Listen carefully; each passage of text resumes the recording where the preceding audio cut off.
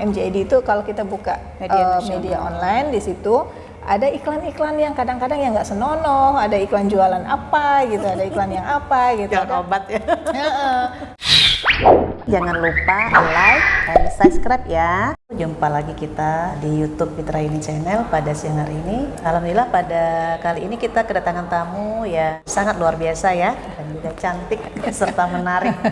Dan beliau ini tidak asing lagi bagi kita, terutama bagi kalangan insan pers di bumi Lancang Kuning ini. Siapakah beliau? Yaitu Ibu Novita Yahya SE MPD. Selamat datang di studio kami Bu Opi ya panggilannya. Assalamualaikum warahmatullahi wabarakatuh. Terima kasih Ibu Witra Yeni. Saya udah diundang ke sini yang sesuatu sekali buat saya. Ya, itu tadi suara merdu Bu Opi sudah kita dengar ya pemirsa ya. Mudah-mudahan pada perbincangan kali ini kita mendapatkan sesuatu yang bermanfaat, yang bisa nantinya kita implementasikan, apakah itu tips-tips dari beliau ya dalam dunia pers, bagaimana meniti karir yang baik dan lain sebagainya. Baik Bu Opi, ngomong-ngomong soal jurnalistik ya, kita berdua berasal dari dunia yang sama ya. Yang sama. Dari embrio yang embrio enggak ya, beda ya? Beda, embrionya di rahim masing-masing orang tua kita. Nah, kalau kita lihat pers sekarang itu memang mengalami perubahan ya Bu Opi ya. Kalau kita ini generasi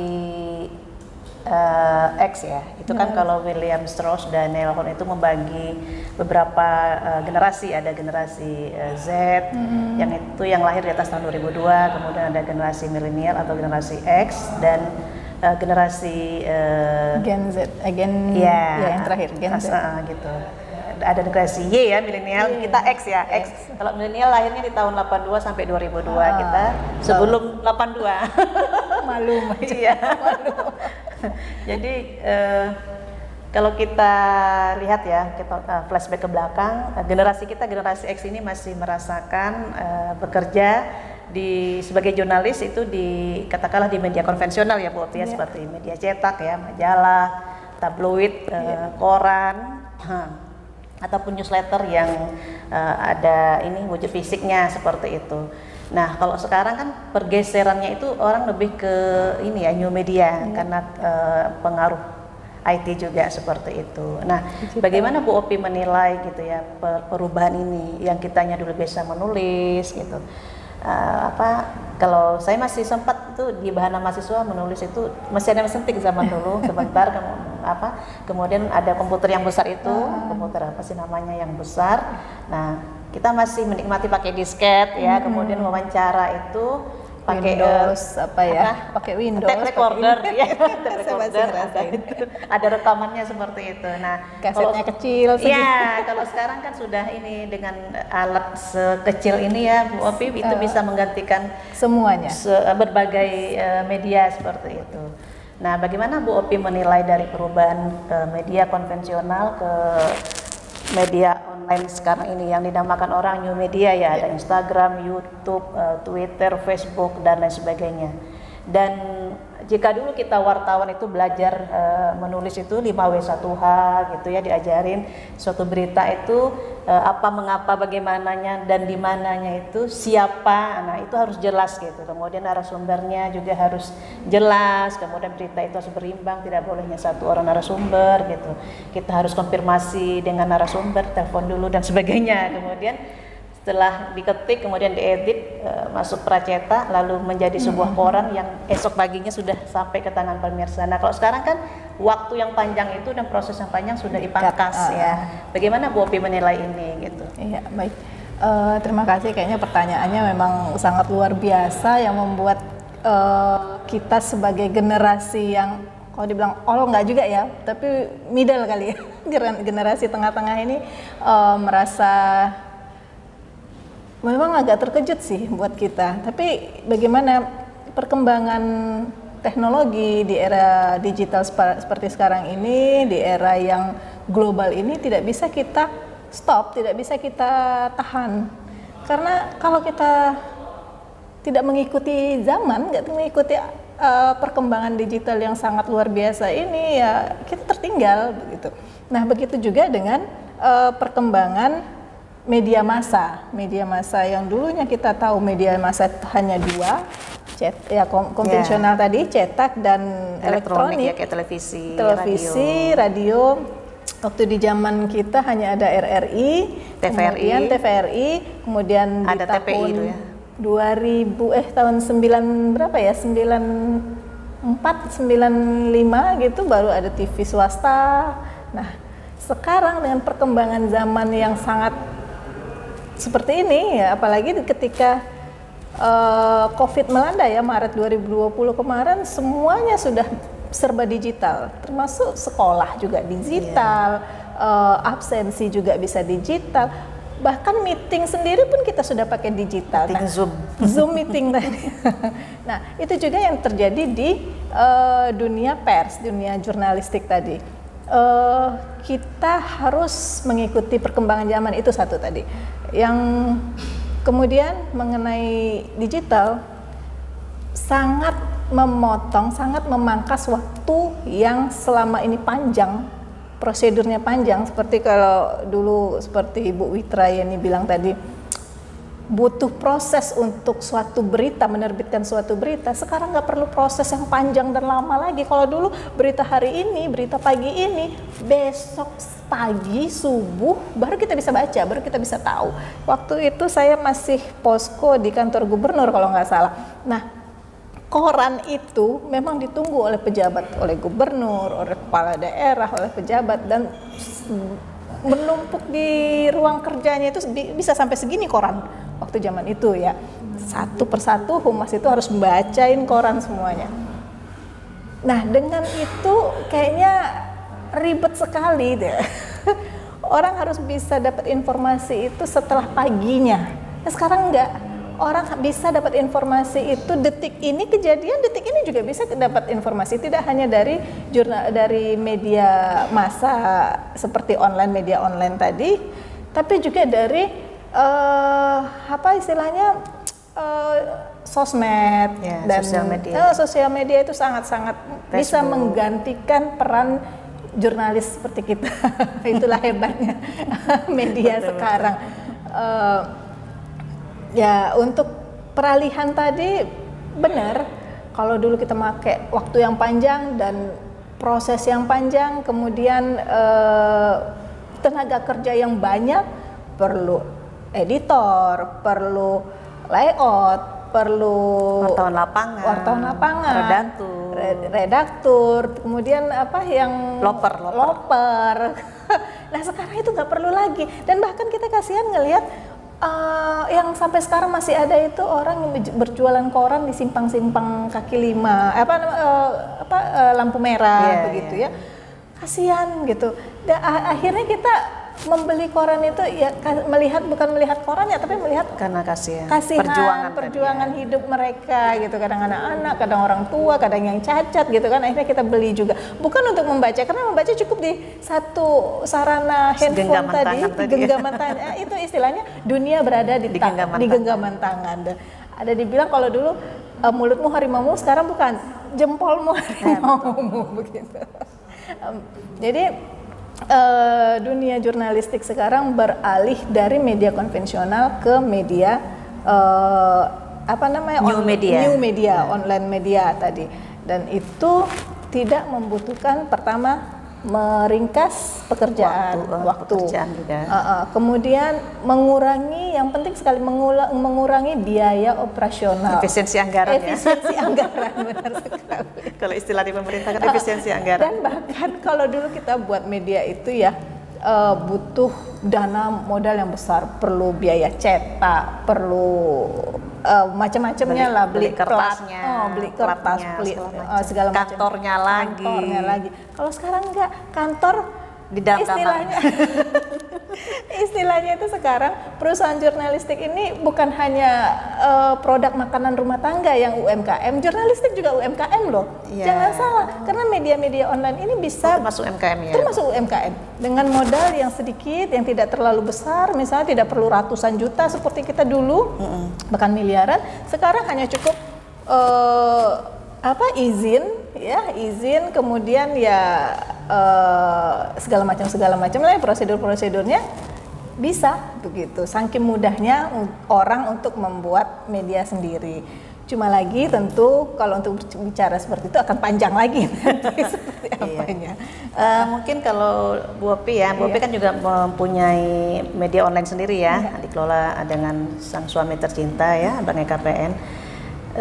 Itu Riau In ya Bu Opi ya. Itu gimana cara mengelolanya sehingga tetap eksis hingga saat ini? Itu kalau tidak salah Riau In berdiri tahun 2015 yang lalu ya. Berarti kurang lebih 7 tahun ya, tahun 2022 ini. Itu bagaimana cara Bu Opi mengelolanya sehingga tetap eksis? Kiat-kiatnya seperti apa? Mungkin nih teman-teman yang juga punya media online gitu ya bisa meniru suksesnya Riau In itu seperti apa?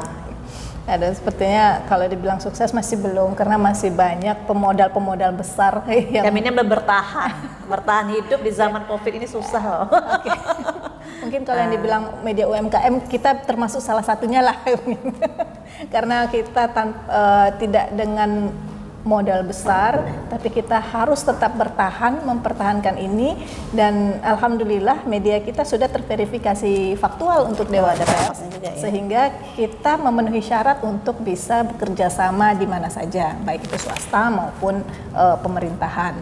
Kemudian lagi kalau untuk pengembangan ya memang jujur dari pertama itu saya jatuh bangun dari mulai saya sendiri dan modal itu pun alhamdulillah waktu itu ada yang mempercayai saya, kebetulan saya salah seorang tim sukses dulu.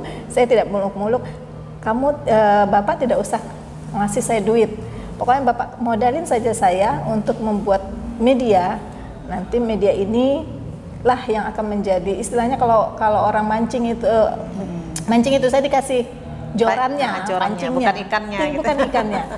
Dan dia senang hati memberikan modal saya begini, sampailah sekarang alhamdulillah beberapa daerah sudah kontrak, kemudian perusahaan-perusahaan swasta juga sudah ada yang kerjasama dengan kita. Kita juga mengembangkan Riau In TV, kalau kita buka Riau In-nya ada podcast juga, kemudian kita juga ada TikTok Riau In, alhamdulillah sudah centang biru dan sudah tembus 9.000 ya. Kalau nggak salah saya segitu, sekitar 9,95 berapa gitu, lupa saya.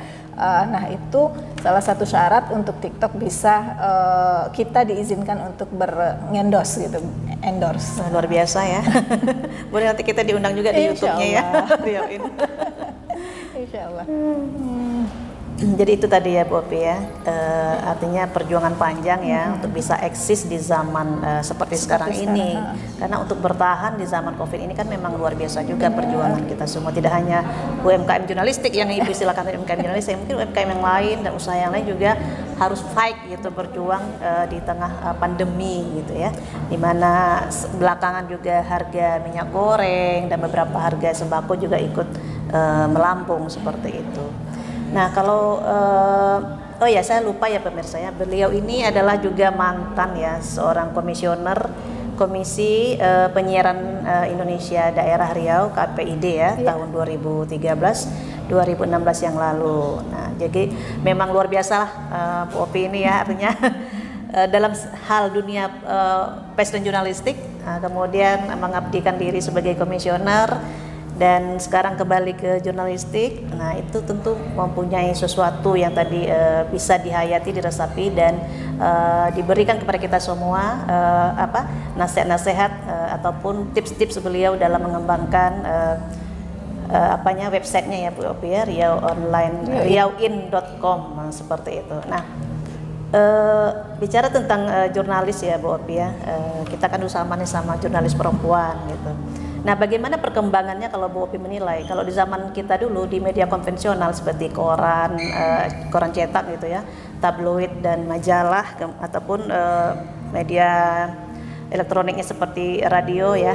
Dulu kan tidak terlalu banyak radio, RRI, Aditya dan beberapa radio, Barabas. Kemudian ada televisi juga, TVRI dan RTV. Nah, itu kan wartawan perempuan ataupun artinya perempuan yang bergerak di bidang jurnalistik itu tidak terlalu banyak ya zaman kita dulu gitu. Nah sekarang dengan adanya new media ini dapat dikatakan hampir semua orang itu adalah wartawan untuk dirinya sendiri gitu, untuk medianya sendiri. Seperti kita punya Instagram, hampir sebagian besar orang-orang yang punya Android atau iPhone memiliki akun-akun itu ya, YouTube gitu ataupun Instagram, Twitter, Facebook dan lain sebagainya. Sekarang gitu ini ya. yang ngetren itu TikTok. Oh, TikTok ya sekarang anak muda ya. Siapapun bisa. Nah, itu bagaimana Bu Opi menilai? Jadi perkembangannya itu dari wartawan yang perempuan yang dulunya sedikit, kemudian beransur-ansur banyak, dan sekarang ini bahkan semua orang jadi wartawan untuk dirinya sendiri. Itu bagaimana itu apanya? Pandangan Bu Opi terhadap hal itu? Baik. Kalau kita bicara soal wartawan, tentu kita punya etika dan kaidah sebagai seorang wartawan, ya kan. Media, perkembangan media sekarang itu cukup luar biasa, terutama media online. Media online ini mungkin kalau untuk Riau bisa sampai 300 media online, sekitar 300 media online. Ini yang punya izin ya Bu Opi ya? Yang tidak berizin dan berizin. Yang punya izin hanya kalau untuk media terverifikasi terverifikasi faktual itu, kalau tidak salah saya, kalau waktu zaman saya ada 16 tahun lalu, 16, sekarang mungkin sudah ada nambah sekitar beberapa media lagi, mungkin sekitar 20-an, ya, 25, 20-an, nggak sampai 30. Sedangkan media yang terverifikasi administrasi itu sekitar 60. Berapa jumlahnya dari yang 300 tadi ini itu? Untuk Riau ya, data yang 300 tadi ya. Untuk Riau yang artinya berpersonal daerah Riau. Untuk Riau. Apalagi nasional kan gitu, dan ini selalu terus tumbuh. Karena orang media ini bukan hanya lagi sebagai sarana informasi, tapi sebagai sarana mencari tanda kutip ya rezeki tadi itu, mencari biar dapur ngepul. Hanya bermodalkan akte notaris, kemudian izin kominfo, hanya bermodalkan itu mereka sudah bisa membuat media online. Tapi tidak semua media online itu yang saya bilangnya, bukan kita menjelekan ya, tapi tidak semua media online itu yang kadang-kadang beritanya itu tepat dijadikan media, bisa dipertanggungjawabkan, karena tidak hoax ya. Tidak hoax, karena kadang-kadang kan dia bisa nulis aja, kemudian dia upload berita, sementara dia tidak mengindahkan kaidah jurnalistik tadi. Dia di mana 5W1-nya, tanda bacanya masih bersera-sera, apakah judulnya nyaman dengan dibaca orang, kadang judulnya bisa sampai istilahnya sepanjang tali baru judulnya ya. Iya. Kalau kita kan dulu ada kaidahnya. Ada paling maksimal itu 8 atau 7 gitu. Biasanya kan? ganjil ya, kata-katanya ganjil 3, iya, 5, 7, 9. Tapi ini enggak bisa sampai aduh. Nah, itu. Nah, dari sanalah Dewan Pers bisa menilai ini media yang bisa dipertanggungjawabkan atau tidak. Media ini cocok untuk diberikan izin atau enggak gitu. Nah, banyak orang yang menentang peraturan Dewan Pers ini. Tapi kalau menurut saya Dewan Pers itu benar kok. Karena tanpa rambu-rambu siapa saja bisa. Nah, kita media beda dengan medsos. Kalau medsos seperti Bu Yeni bilang tadi kan, kita pergi seperti tadi kemana, ke Waterboom, foto-foto, kemudian ambil video, upload, kemudian ada kejadian yang istilahnya jurnalisme warga, jurnalis warga, citizen journalism ya dulu ya. Nah, itu bisa siapa aja. Tapi kalau yang namanya wartawan itu nggak bisa. Wartawan itu ada di diri, ada di etika, bener kan? Bu Yeni sama-sama wartawan yang berhati nurani ya. Punya etika, punya rambu-rambu istilahnya ya. Nah, itu. Jadi siapapun dengan 300 media online tadi itu bisa jadi jurnalis. Tapi benar nggak jurnalisnya? Website nih ya Bu Opi. Iya, benar. Nah, mungkin bisa bertambah lah karena dia perkembangannya sangat cepat gitu. Untuk data Dewan Pers mungkin udah puluhan ribu kali untuk Indonesia, untuk nasional. Kemudian adakah asosiasi yang khusus menaungi media online ini ya Bu Opi ya? Baik, ada. Kita kan tahunya ada AJI, PWI gitu-gitu ya. Kalau yang untuk spesial apa ini online apa itu ada. Kemarin terakhir itu Dewan Pers mengukuhkan JMSI, Jaringan Media Cyber Indonesia, cyber ya. Nah, jaringan media cyber Indonesia itu sudah terverifikasi oleh Dewan Pers. Dia bisa membantu media online untuk terverifikasi, untuk dibawakan ke Dewan Pers verifikasinya gitu, data-datanya. Ya, ada juga SEMSI, Serikat Media Cyber, kemudian AMSI, Aliansi Media Cyber. Hanya 3 organisasi itu yang diakui oleh Dewan Pers untuk saat ini. Nah, selebihnya ada MOI, ada AJOY gitu-gitu. Itu sejauh ini mungkin masih proses di Dewan Pers. Berarti dengan media kurang lebih 300-an media online ya, maksudnya website yang beroperasi di Riau, lumayan juga berarti wartawannya itu Bu Opi ya? Sangat lumayan, kadang juga nggak ada wartawan. Wartanya dirinya sendiri kali ya? Karena tadi itu ada citizen journalistik ya, tadi citizen journalism ya. Journalism. Nah, kalau boleh tahu nih, kalau kita di media online ini ya, mungkin teman-teman yang punya ataupun yang baru merintis media online pengen tahu nih gitu kan, katakanlah pemasukannya gitu, income itu dari mana? Kalau kita dicetak kan jelas dulu ada kontrak halaman gitu ya, kemudian ada iklan atau ada berita apa namanya, kayak editorial, berita editorial seperti itu, atau ada permintaan-permintaan, nah seperti itu. Kalau sekarang gimana? Karena kan kalau tidak salah untuk biaya pemberitaan ataupun kontrak-kontrak di Pemda itu kan sudah tidak seperti dulu ya Bu Opi ya. Nah, ini bagaimana nih mengantisipasinya sehingga media yang baru berdiri ataupun yang sudah eksis bisa tetap eksis. Bisa menghidupi dirinya sendiri. Artinya kita biar kecil tapi sehat gitu loh. Untuk apa kita gede tapi nggak sehat? Kecil, sehat dan terus berjalan. itu yang penting Bobi. Kecil, sehat dan terus berjalan. Itu gimana nih? Kayaknya ini ngorek dapur ini. Pengen nanti maksudnya pengen juga gitu. Penasaran ya? Jadi mungkin benar kalau untuk kontrak di PMK, Pemprov segala macam dari itu APBN, APBD itu kan istilah bagi-bagi kue itu kan dulu kuenya segini gedenya, kemudian jumlah medianya sedikit. Sekarang jumlah media itu besar, jadi ya terpotong sekecil-kecil. Kuenya makin kecil. Kue pembangunan ya. Dan itu pun ironisnya berantem dia sama dia. Memperebutkan si kue tadi. Si kue yang kecil tadi. Kemudian dibuatlah aturan. Aturan tadi apa? Ya itu tadi Dewan Pers, syarat-syarat segala macam. Berarti yang sudah diverifikasi faktual tadi ya Bopi ya. Dan segala macamnya banyak syaratnya memang. Kalau kita buka wartawan atau apa, mereka kan sekarang sistemnya online ya. Kalau dulu kan kita ngontor berkas setiap akhir tahun itu segini tumpukannya untuk apakah dibaca apa tidak gitu. Berkasnya kan, kalau sekarang nggak, pakai online aja semuanya. Lebih ini ya. Ya itu memang selalunya tidak rata pembagiannya bagi daerah yang memang menerapkan bagus. Kalau saya sebutkan daerahnya salah satunya itu Bengkalis, itu bagus. Sudah 4 tahun ini mereka menerapkan sistem online. Jadi setiap kita ngisi kemudian dapat poinnya bisa. Ya itu tergantung nanti, kalau poinnya tinggi ya nilai kontrak kita juga tinggi, ada yang sampai 6 juta gitu, ada yang lebih gitu. Nah, kalau yang nilainya rendah ya poinnya tetap rendah gitu. Artinya yang bisa masuk tadi yang udah diverifikasi faktual tadi ya, yang ada puluhan tadi. Berarti ada yang 300-an ini tidak semuanya bisa masuk, tidak semuanya bisa mendapatkan kue dari pemerintah tadi. Tapi ya gitu ya. tergantung juga, kalau ada kedekatan yang mungkin bisa ada ini ya, bargaining ya, spesial bargaining. Ya, itu. Kemudian mungkin dari pihak swasta kita juga bisa kerjasama kan, kalau kita iklan ada, editorial juga bisa gitu.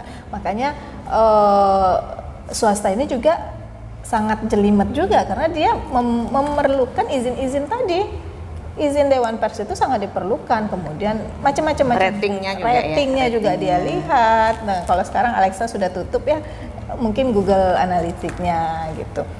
Nah, itu juga kemudian semakin tinggi Google Analytics tadi itu, semakin kita dilirik oleh, karena ini kan dunia maya ya, dunia yang kita nggak tahu antah berantahnya di mana, dilirik oleh orang-orang yang dari kita nggak tahu gitu.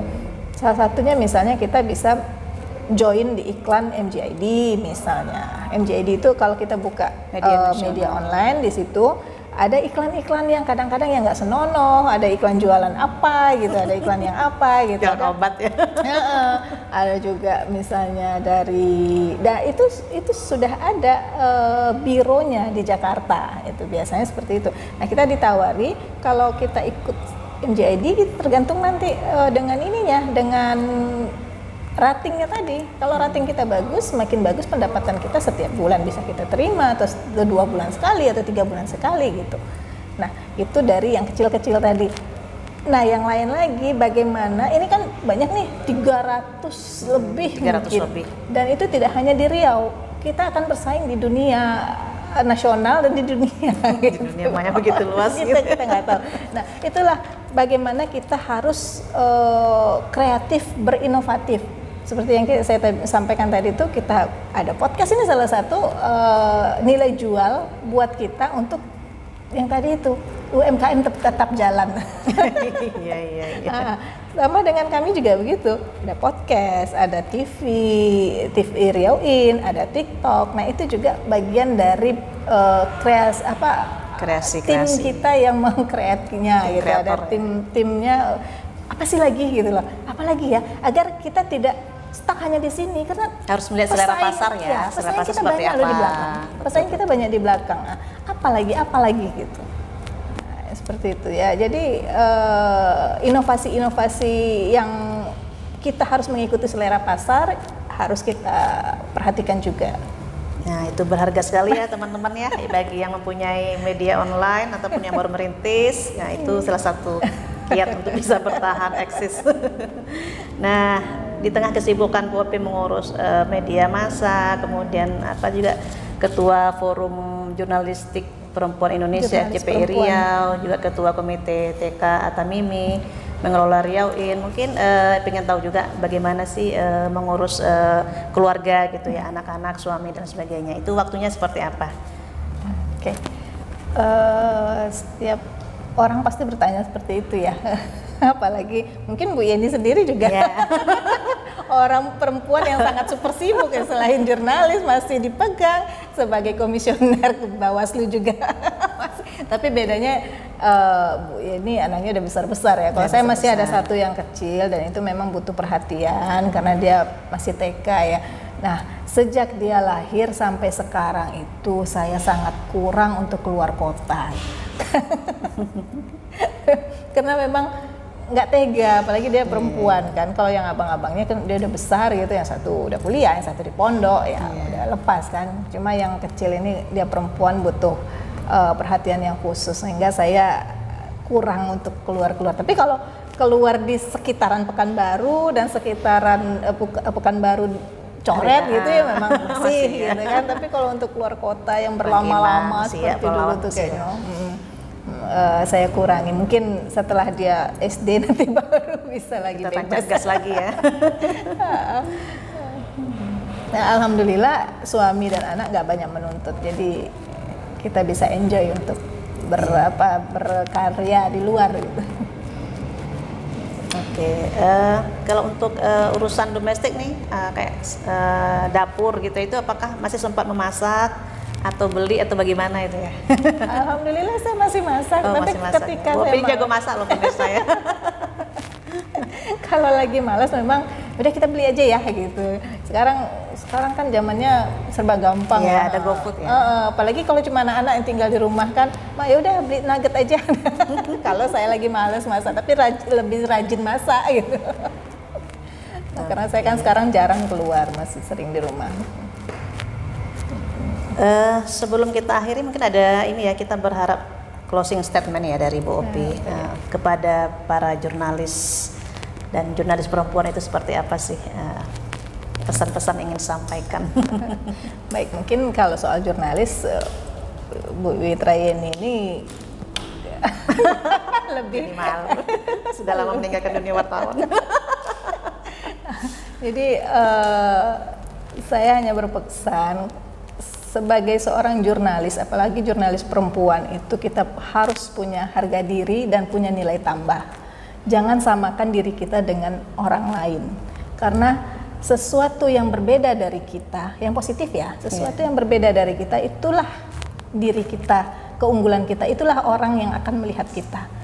Tanpa itu orang akan menyamaratakan kita dengan yang lain. Harga diri kunci utamanya, apalagi jurnalis perempuan. Jangan kadang-kadang kan orang bilang, oh perempuan jadi jurnalis kemana aja bisa gitu. Iya, betul-betul. Itu dia. Yang penting tadi bagaimana kita menjaga profesionalitas kita sebagai jurnalis perempuan, khususnya ya. Profesional itu tidak hanya perempuan, tapi laki-laki juga dituntut profesional. Terus untuk anak-anak mungkin yang udah berumah tangga, supaya anak-anak tidak kehilangan kasih sayang barangkali. Ada tips-tipsnya seperti apa? Itu ke saya juga. Iya. Supaya tidak kehilangan kasih sayang orang tua itu minimal kalau kita memang kerja di luar rumah, paling tidak untuk memperhatikan makan dia adalah sekali sehari paling tidak kita telepon. Kamu di mana? Karena jujur apalagi anak-anak remaja sekarang ya yang sangat rentan dengan banyak. Pertama itu narkoba, pengaruh buruk dari luar ya. Buruk dari luar. Kemudian yang terakhir yang sekarang ini lagi heboh-hebohnya itu adalah radikalisme dan terorisme. Kebetulan saya di forum koordinasi terorisme di Riau, FKPT, itu saya bidang media. Forum FKPT, Forum Koordinasi Penanggulangan Terorisme. Siapa ketuanya? Ibu Dinawati. Oh, Bu Dinawati. Nah, itu paling utama sekali karena sedikit saja orang akan melihat kita sebagai orang yang radikal. Kemudian banyak juga di antara anak-anak muda sekarang dia tidak bisa membedakan, mungkin karena pengetahuan tentang Pancasila, tentang Bhinneka Tunggal Ika itu tidak seperti kita dulu. Kalau kita kan ada P4, ada itu setiap masuk sekolah itu penataran gitu. Nah sekarang tidak seperti itu. Ada 36 butir ya, nilai Pancasila itu masih ingat. Butir-butir Pancasila. Ya, butir Pancasila ada 36 toleransi butir. Beragama, gotong royong segala macam itu ada di kita dulu. Nah di anak sekarang itu sepertinya lost. Nah itu yang menjadi perhatian buat kita orang tua. Jangan sampai mereka karena mereka kira itu agama, pelajaran agama, ternyata terjerumus, ternyata itu radikal gitu. Nah itu yang harus kita waspadai kepada anak-anak generasi kita sekarang. Ya itu tadi makanya saya bilang paling tidak minimal itu sehari sekali nanyain makan. Kamu sudah makan belum? Anak saya yang bujang itu. Kamu di mana? Cepat pulang ya. Itu nanti ikut perkumpulan-perkumpulan yang aneh ya Bu Opi ya. Iya. Yang menyerumuskan mereka seperti itu. Oke, terima kasih Bu Opi. Itu tadi ya pemirsa ya bincang-bincang kita pada siang hari ini dengan Ibu Novita Yahya SEMPD yang mempunyai banyak kesibukan selain juga mengurus mengelola Riau In ya, mengurus rumah tangga, kemudian di organisasi, dan beliau juga telah memberikan tips-tips dan kiat-kiat bagi kita, terutama bagi teman-teman jurnalis ya. Dan yang punya website itu bagaimana bisa bertahan biar kecil tapi sehat dan tetap hidup. Nah, itu kecil sehat dan tetap hidup itu yang penting ya Bu Opi ya. Nah jadi terima kasih Bu Opi atas kehadirannya di studio Witra Yeni YouTube channel ya. Mudah-mudahan kita semua selalu dilindungi oleh Allah Subhanahu wa taala. Assalamualaikum warahmatullahi wabarakatuh. Waalaikumsalam warahmatullahi wabarakatuh.